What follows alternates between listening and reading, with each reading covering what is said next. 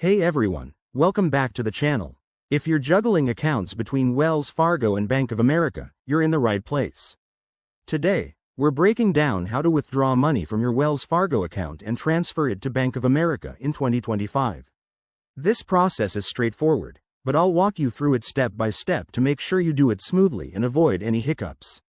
Whether you're paying bills, saving for something big, or just moving funds around, this guide will save you time and hassle. First things first, log into your Wells Fargo account. You can do this through their website or the mobile app. It's super user-friendly.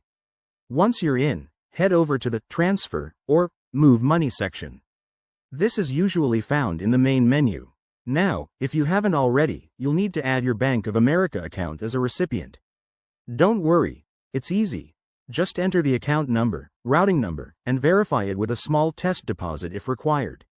Next, select the amount you want to transfer. Double-check that you're choosing the right accounts to avoid any mistakes. Wells Fargo might ask for additional verification, like a security code sent to your phone, so keep an eye on your messages.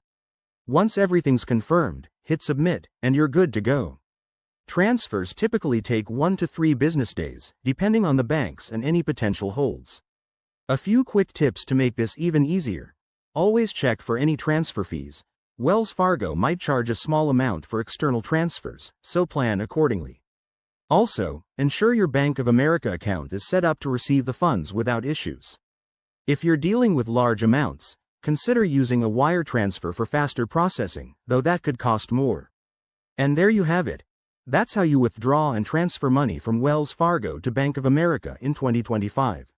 It's a simple process that puts you in control of your finances. If you found this helpful, give this video a thumbs up, subscribe for more banking tips, and drop a comment below if you have any questions. Thanks for watching, and I'll see you in the next one.